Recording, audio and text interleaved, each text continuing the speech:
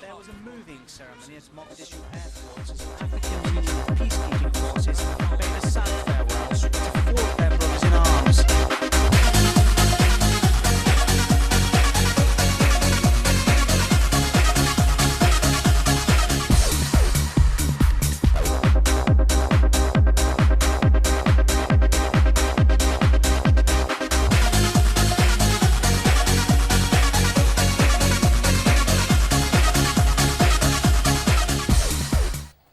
Hello, welcome to another edition of the program Top Stories on Equinox Television. There seem to be smearing tension in Cameroon following the conflict in the Deido neighborhood here in Douala, which left at least 2 persons dead. The notions of indigenes and settlers enshrined in Cameroon's constitution is now being put to question. And then President Paul Biya says the African continent remained quiet while Western powers decided on their fate. He was receiving New Year's wishes, it was, at the Unity Palace in Yaoundé. You're welcome to join us in this edition.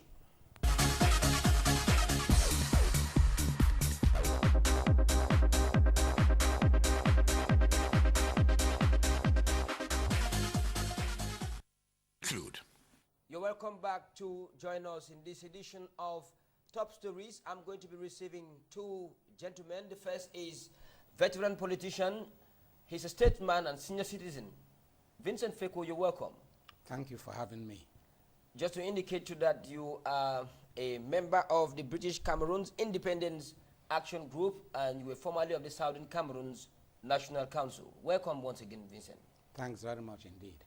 Now, Vincent, we are in the wake of the celebration of Cameroon's reunification, and you're one of the actors. What happened on the 1st of October 1961, which we're going to eventually celebrate? What happened on the 1st of October was that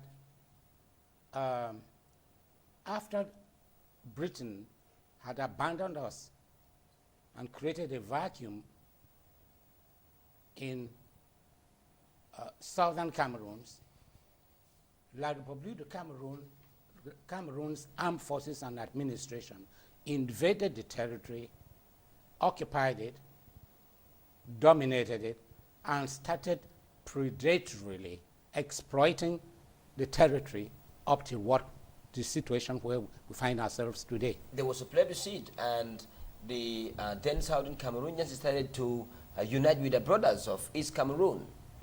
Yes, there was a plebiscite, quite all right. And as you remember, there were the 2 alternatives. The first was, do you want to achieve independence by joining the Federal Republic of Nigeria, or do you want to achieve independence by joining La Republique du Cameroon? That question was addressed to British Cameroons. And the answer, the entity, in favor of joining their brothers east of Cameroon. Time for me to welcome to barrister at law. He's from Houston in the U.S. James Epo, you're welcome. Thanks for having me, sir. You heard Mr. Vincent Feko already making declarations about how reunification took place between the 2 Cameroons. How do you weigh the reunification of the 2 Cameroons as at now? Well, based on what Mr. Feko has said so far, he has distorted the facts. The facts clearly show that a plebiscite took place and the citizens of then Southern Cameroons decided to join their brothers in the East. And what he failed to explain was the reason why the option of joining Nigeria never took place was because prior to this incident, when 13 representatives of then British Southern Cameroons were members of the Inigo House of Representatives, they were marginalized. Why? Because the Nigerians were dominating. So they went back now to London and said, okay, fine, we do not want to be a part of it. You get it? Very well. So what he's saying is a distortion of the facts. The facts are crystal clear. There was a plebiscite. Yes. The citizens went, voted, and they decided to join the East. We're going to be coming to all that, and just to indicate that the debate about the celebration of 50 years of Cameroon's reunification is still on. It followed an announcement by President Paul Biya on the 31st of December 2011 during his State of the Nation address. Tamfu Harrison Tamfu revisits what Mr. Biya said on December 31.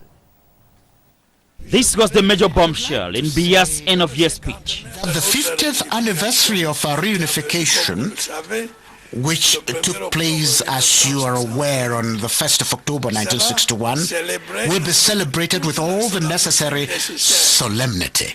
It will take place in Buea. That announcement came in the second to the last paragraph of the speech. And surprisingly, observers say it was the only new thing in the delivery. He did not, however, say when the Golden Jubilee will take place. Biya started by reiterating that the October 9 poll was void of fraud, but admitted that there were irregularities. Dysfunctions noted, and which anyway were not likely to cast doubt over the outcome of the election, will be corrected before the next election. As it has become tradition, he again emphasized his deep concern to continue with the anti-graft struggle in the country, and prided over the fact that the creation of the criminal court was indicative of government determination to fight against the malaise. For Paul Biya, 2012 is a year to transform dreams into reality.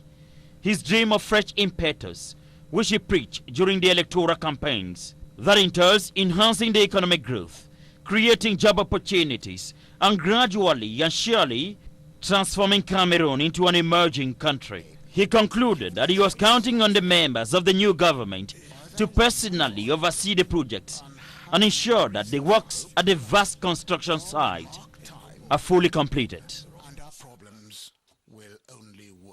You're welcome back. After those declarations from President Paul Biya, the debate has been on about the celebration of Cameroon's reunification. Barrister James Epo, how did you get news or receive the news that Cameroon will eventually be celebrating 50 years of its reunification? I got it from the TV stations, I got it from the newspaper, and I'm very proud that the head of state has taken the time to announce that there's going to be a celebration. Why? Because it shows that our counterparts understand the significance of the unification. When free citizens of then Southern Cameroon decided to merge with their neighbors in the east. I really think it's a good thing, because there are some diehard issues that instead of celebrating, while celebrating, Yes. us as Anglophones, English speaking, should really focus on the Anglophone issue. You said some rather than, diehard issues. Which are some of the issues? well, we are minorities.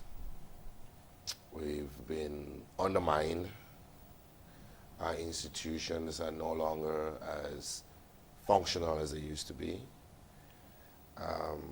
We're not getting a fair share of the national cake, while at the same time we have resources. Our people are tax-paying people. Now, I do not advocate for secession. I do not advocate for what Mr. Fego is saying. Yes. I advocate for the improvement, for the development, social, economic, and political development of the Anglophone region. And I blame it on folks like Mr. Fego, who are disgruntled former administrators, disgruntled former opposition members, whom when they don't get it their way, they come up with frivolous notions about secession, going back to the British, whatever he calls it. It's unnecessary. Now, Mr.